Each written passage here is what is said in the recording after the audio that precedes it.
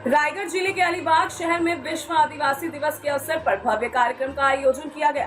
कार्यक्रम का उद्देश्य आदिवासी समाज की असीमता, अधिकारों और समृद्ध सांस्कृतिक विरासत के संरक्षण का संदेश देना रहा। जिला परिषद के पूर्व सभापति एवं सदस्य दिलीप भोईर उर्फ छोटम शेठ की पहल पर आयोजित कार्यक्रम में जिले के अलग अलग हिस्सों से बड़ी संख्या में आदिवासी समाज के लोग पहुंचे। कार्यक्रम में विराट रैली, शोभा यात्रा और सार्वजनिक सभा का आयोजन किया गया। पारंपरिक वेशभूषा और वाद्य यंत्रों के साथ निकली शोभा यात्रा ने लोगों का ध्यान आकर्षित किया। इस दौरान शिक्षा, रोजगार, विकास और संवैधानिक अधिकारों जैसे मुद्दों पर भी चर्चा हुई। वक्ताओं ने आदिवासी समाज से अपनी संस्कृति और परंपराओं को सुरक्षित रखते हुए शिक्षा और रोजगार के क्षेत्र में आगे बढ़ने की अपील की। वहीं जिला स्तरीय कार्यक्रम में वरिष्ठ प्रशासनिक अधिकारियों की गैर मौजूदगी को लेकर कुछ संगठनों ने नाराजगी जताई। संगठनों ने प्रशासन से जवाबदेही की मांग करते हुए आगामी दिनों में जिला अधिकारी कार्यालय पर मोर्चा निकालने की चेतावनी दी। कार्यक्रम के दौरान समाज की एकजुटता और अधिकारों को लेकर जागरूकता का संदेश दिया गया। बोला दादा, काय नाव तुमचं आणि काय सांगाल? आज जागतिक आदिवासी दिनानिमित्त भव्य असा आदिवासी बांधवांचा मेळावा झालाय।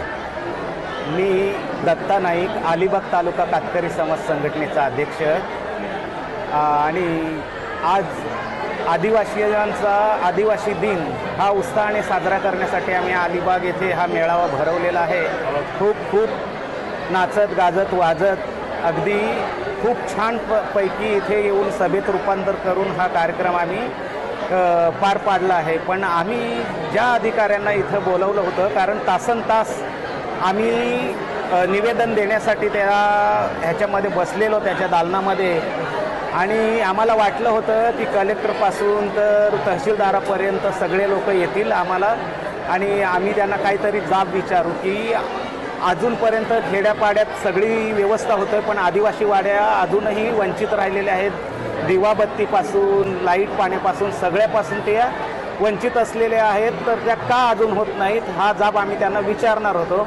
पण आज त्यांना आठवड्याची सुट्टी एक मिळतो म्हणून त्यांनी कदाचित ती सुट्टी फुकट वाया जाऊ नये त्यांची, म्हणून ते आमच्या कार्यक्रमामध्ये आलेले नाहीत असा मी म्हणतो, आणि मी त्यांचा जाहीर निषेध करतो। एकही अधिकारी इथे आलेला नाही, फक्त एकच प्रतिनिधी आहे, तो प्रेम प्रकल्प आदिवासींकडून। सर, काय सांगाल? जागतिक आदिवासी दिनानिमित्त हजारो आदिवासी बांधवांचा उत्साह आणि रॅली या ठिकाणी झाली, विचार मंथन देखील या ठिकाणी झालं। काय सांगाल, काय भविष्याच्या काळात आदिवासींच्या उन्नतीसाठी प्रयत्न असतील? आज 9 ऑगस्ट जागतिक आदिवासी दिवस व क्रांती दिवस आहे। या दिनानिमित्ताने गेले अनेक वर्ष आम्ही अलिबागचं मुख्यालय, जिल्ह्याचं मुख्यालय अलिबाग आहे, इथे दरवर्षी आम्ही आमची संस्कृती आपण प्रदर्शन करत असतो। सर्व आदिवासी बांधव एकत्रित येत असतात आणि ज्या वेळेला आमचे खऱ्या अर्थाने मूलभूत जे हक्क आहेत ते मागण्यासाठी हा विचार मंथन इथे असतो, आणि त्या विचार मंथनासाठी सर्व जिल्ह्यातील सर्व आदिवासी ठाकूर समाजाचे, माधव कोळी समाजाचे सर्व पदाधिकारी आज इथे उपस्थित आहेत। मी आज एकच खऱ्या अर्थाने सांगेन की 3.5 वर्षानंतर जिल्हा परिषदेचा कामकाज चालू झाला, आणि आज या जागतिक आदिवासी दिवस किंवा क्रांती दिवसाला कोणताही प्रशासकीय अधिकारी इथं उपस्थित झालेला नाही। फार मोठा खंत वाटतोय, कारण ज्या आमच्या मूलभूत सुविधा, आमचा मूलभूत हक्क आहे तो मागण्यासाठी आणि आमची जी संस्कृती देशासमोर मांडण्यासाठी, या जिल्ह्यासमोर मांडण्यासाठी हा मुख्यालय अलिबाग आहे, इथे आम्ही आलो आणि इथे कोणताही अधिकारी आलेला नाही आहे। खऱ्या अर्थाने आज आम्हाला अपेक्षित होतं की सन्माननीय जिल्हाधिकारी किसनजी जावले साहेब इथे येतील, कारण आमच्या समितीने प्रत्येक अधिकाऱ्याला, IAS अधिकाऱ्याला आपलं म्हणणं किंवा निवेदन दिलं होतं की आपण इथे उपस्थित राहावं, पण एकही अधिकारी आज उपस्थित राहिलेला नाही।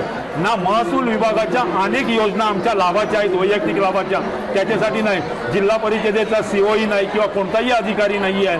प्रकल्प अधिकारी आता इथे पोहोचलेले आहेत, पण त्याचबरोबर महसूल विभागाचा एकही अधिकारी नाही, कारण आमच्या वैयक्तिक लाभाच्या अनेक योजना आहेत। आणि ज्या वेळेला आम्ही सिव्हिल हॉस्पिटलला एक लोकप्रतिनिधीमध्ये जात असतो, त्यावेळेला आमचे जे जात बांधव आहेत त्या महिला प्रसूतीसाठी येतात किंवा पेशंट म्हणून तिथे येत असतात, त्यावेळेला तिथे जिन्यावरती झोपलेले पाहतो, आम्हाला फार वाईट वाटतं। हा आमचा आदिवासी आहे का? आदिवासी हा काय माणूस नाही आहे का?